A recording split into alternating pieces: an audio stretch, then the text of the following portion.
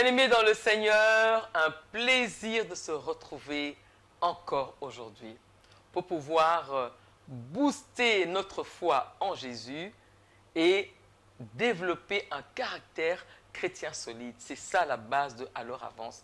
C'est juste quelques minutes, mais c'est pour nous booster chaque jour. Et vous en faites pas. Quand nous, on vient ici pour parler ce qu'on a reçu du Seigneur, ne croyez pas que c'est seulement pour vous, c'est pour nous aussi.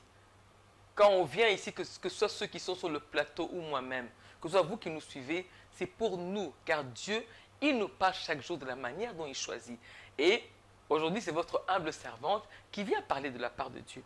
Alors, il y a un souci, une préoccupation que nous avons, que nous allons répondre à cela. C'est l'assurance du chrétien.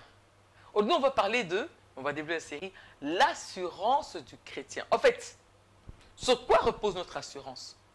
Normalement, un chrétien, quand il a connu Christ, il doit marcher tous les jours la tête haute, calme, dans l'assurance. Quelle que soit l'agitation ou la pagaille qui est en présence, lui, il est calme, car il sait en qui il a cru. Et c'est ça notre assurance qu'on doit mettre en place chaque jour. Ce n'est pas toujours facile. Pourquoi? Parce que dans le monde que nous traversons, il y a des turbulences.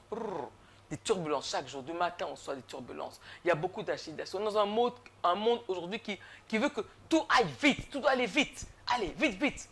On court à gauche, à droite. Dans l'autre côté de la ville, on court à gauche, à droite. Tout doit être parfait. Malheureusement, aujourd'hui, on n'aime pas l'imperfection. Regardez, nous les dames, regardez les revues. On prend que des gens qui ont une certaine taille. Et pourtant, nous, on n'a pas cette taille-là. Mais nous, on est épanouis en Christ.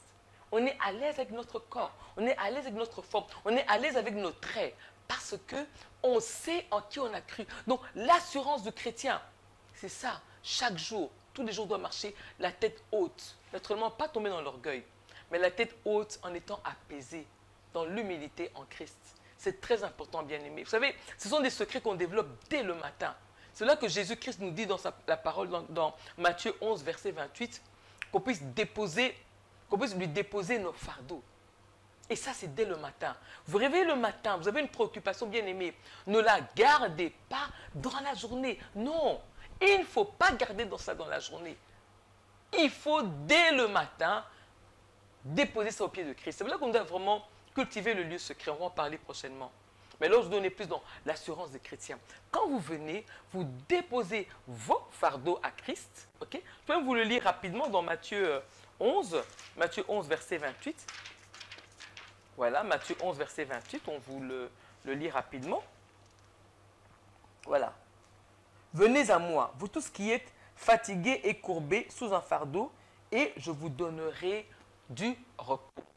Et ça, bien aimé, on doit le faire dès qu'on se réveille le matin. Il ne faut pas sortir de chez vous en étant chargé, bien aimé. N'affrontez pas la journée en étant chargé. Ça, sincèrement, on en avait parlé, je crois, dès le début, pour dire que sinon on va marcher en étant courbé. On a parlé de rejeter les fardeaux. Je pense qu'on l'a dit tout au début. Hein, souvenez-vous, il y a 2-3 ans qu'on a commencé cette émission. On a parlé de rejeter les fardeaux.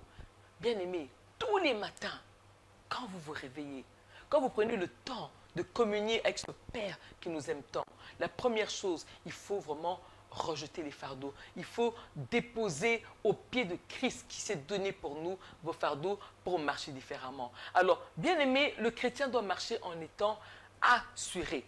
Vous savez, comment on peut prêcher à notre prochain? Quand il voit notre assurance. Il y a un problème, on ne s'agite pas. Il y a un problème, on ne s'angoisse pas. Il y a un problème, on ne perd pas les pédales. Mais on prend le temps d'abord. Si on a vu qu'on a paniqué, quoi que ce soit, directement on se remet en Christ, on se remobilise en nous souvenant d'abord à qui on a cru. Donc l'assurance du chrétien repose d'abord, première chose, pour savoir d'abord en qui on a cru. Si on ne sait pas en qui on a cru, c'est comme ça qu'on vacille. En qui on a cru, c'est d'abord la première chose qu'on doit d'abord mettre en place. Et ça commence dès le matin. Alors, il y a un passage important que nous allons lire ici dans Hébreux 4, on va lire un peu du verset 14 au verset 16. Je lis. Ainsi, puisque nous avons un souverain grand prêtre, ça c'est la version second 21, qui a traversé le ciel, Jésus, le Fils de Dieu, restons fermement attachés à la foi que nous professons. En effet, nous n'avons pas un grand prêtre incapable de compatir à nos faiblesses. Au contraire, il a été tenté en tout point comme nous, mais sans commettre de péché. Approchons-nous donc avec assurance du trône de la grâce, afin d'obtenir compassion et de trouver grâce pour être secouru au moment opportun. Amen. La foi en Jésus. La foi en Jésus. On a dit, c'est savoir en qui on a cru. Et quand on sait en qui on a cru, c'est là où on va maintenant poser le fondement de la foi. Et ça, bien aimé, ça va nous aider à marcher dans l'assurance du chrétien. Écoutez, il y a beaucoup à dire là-dessus. Aujourd'hui, on s'arrête là. Mais prenons le temps de méditer ces passages pour qu'on sache comment bien marcher dans l'assurance du chrétien. Soyez bénis et n'oubliez pas de marcher la tête haute, car Jésus-Christ, c'est lui le consommateur de notre foi. Il le mérite, il en est digne. Soyez bénis en Jésus. Amen.